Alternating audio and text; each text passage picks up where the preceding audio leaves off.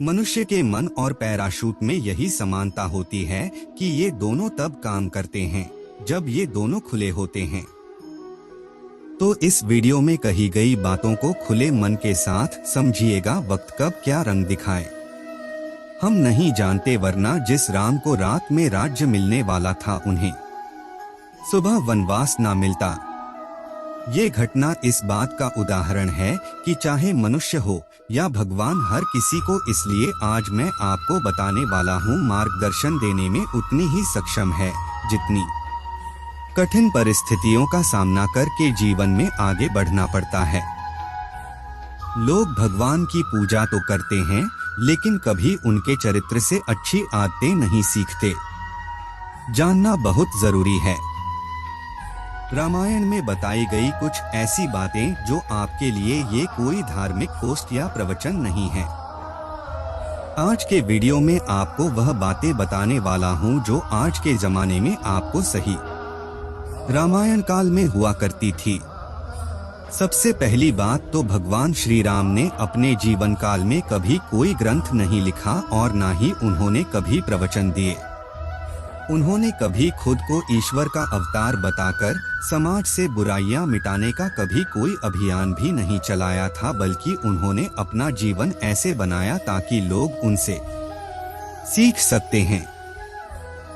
अपने जीवन में आने वाली हर परेशानी और हर कठिनाई को उन्होंने हंसकर स्वीकारा और अपने जीवन को एक उदाहरण बताकर यह बताया कि जीवन ऐसा सफर है जहां इंसान को हर तरह का अच्छा बुरा तजुर्बा मिलता है। अच्छे पलों का तो हम भरपूर आनंद उठाते हैं, पर मुश्किल की घड़ी में अक्सर अपने भाग्य को कोसने लगते हैं। ये बात हम सभी जानते हैं कि वक्त कैसा भी क्यों ना हो, अपने साथ कोई ना कोई सबक लेकर जरूर आता है, लेकिन कभी कभी हम उसी को समझ पाने में सक्षम नहीं हो पाते। हम हमेशा अपने जीवन काल के उस समय में खोए रहते हैं, उससे उभर नहीं पाते जिसमें हमें दुख दिया हो।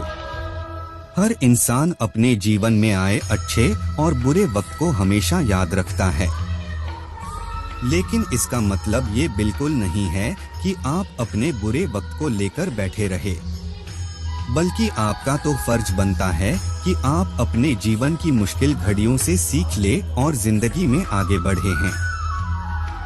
ये दुख व्यक्ति का साहस खत्म कर देता है, वह व्यक्ति की सीख को खत्म कर देता है और सब कुछ नष्ट कर देता है। रामायण सेवा साफ साफ अंकित होती है कि दुख से बड़ा शत्रु कोई नहीं है। कहने का तात्पर्य केवल इतना है कि हमेशा अपने आज में जीने का प्रयास करें, क्योंकि जो बीत गया, जैसे कैकेयी ने दासी मंथरा के गलत बातों में आकर सब कुछ जानते हुए भी इसी के साथ वो कभी लौटकर नहीं आ सकता। लेकिन अगर आप उसके दुहक में जीते रहेंगे तो जिंदगी में कभी कुछ हासिल नहीं कर पाएंगे।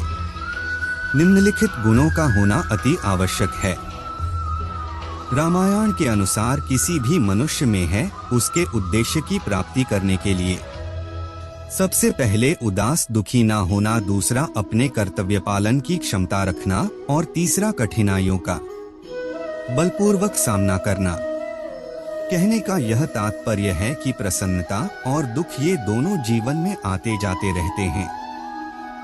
ऐसा हो ही नहीं सकता कि लगातार सिर्फ प्रसन्नता जीवन में बनी रहे, इसलिए अपने दुखों से रामायण के अनुसार हमेशा प्रसन्न रहना कुछ ऐसा है जिसे प्राप्त करना असंभव है। हारकर जीवन का अंत कर देने में कोई भलाई नहीं होती, बल्कि सुख और आनंद का रास्ता जीवन से ही निकलता है। जो व्यक्ति हमेशा अच्छा और मीठा बोलता है, हर समय अपनी भाषा का ध्यान रखता है, किसी भी परिस्थिति में बुरे शब्दों का इस्तेमाल नहीं करता, वह व्यक्ति जीवन में हमेशा प्रगति करता है।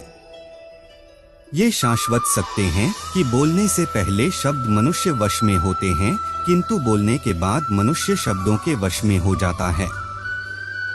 ये बोले गए शब्द एक ऐसी चीज है जिसकी वजह से इंसान या तो दिल में उतर जाता है या फिर दिल से उतर जाता है। इसलिए हमेशा बातों को ध्यान पूर्वक हैं, क्योंकि हम तो कहकर भूल जाते हैं लेकिन लोगों ने हमेशा याद रखते हैं। अपने अनुशासन का पालन करते रहे और ये बात हमें सीखने को मिलती है कि अनुशासन सुखी जीवन के लिए सबसे महत्वपूर्ण है। मर्यादा जीवन में आने वाले संघर्षों से जूझने की शक्ति देती है। अच्छी संगति मनुष्य की तरक्की के लिए बहुत जरूरी है। अगर वो गलत संगत में है तो उसके जीवन में आगे बढ़ने का रास्ता रुक जाता है। भिजवाया था। भगवान राम को मर्यादा पुरुषोत्तम कहा जाता है क्योंकि वो हमेशा अपनी मर्यादा में रहे। बच्चों के लिए उस कर्ज को चुकाना मुश्किल है जो उनके माँ बाप ने उन्हें बड़ा करने के लिए दिया है। रावण ज्ञानी था, रावण धनी था, किंतु अपने अहंकार और क्रोध के चलते उसने अपना सब कुछ नष्ट कर लिया। इससे यह बात सिद्ध होती है कि आप चाहे कितने ही ज्ञानी और कितने ज्यादा धनी क्यों ना हो, अगर आपके अंदर क्रोध और अहंकार जैसे आप गुण हैं, तो वो एक ना एक दिन आपका सर्वनाश अवश्य कर देंगे। भगवान राम को वनवास बूंद की भांति होती है जो कमल पत्ते के फूल पर होते हुए भी उससे चिपक नहीं पाती। इस तरह के मित्र एक ना एक दिन आपको धोखा देकर आपका साथ छोड़ देंगे। दोस्तों, भगवान राम ने वनवास को स्वीकारा क्योंकि वह यह बात बताना चाहते थे कि अपने जीवन में उतारें। और आज का इस वीडियो का उद्देश्य भी मेरा यही था कि मैं कम समय में कम शब्दों में आपको, अगर मेरा ये प्रयास आपको पसंद आया है तो इस वीडियो को ज्यादा से ज्यादा शेयर कीजिए और सभी लोगों तक पहुंचाइए। दोस्तों, धन्यवाद। रामायण से हमें यह भी पता चलता है कि चरित्रहीन व्यक्ति की मित्रता उस पानी की रामायण की कहानी देखने सुनने से ज्यादा महत्वपूर्ण है कि आप उसमें कही गई अच्छी बातों को रामायण में कही गई कुछ अच्छी बातें बता सको।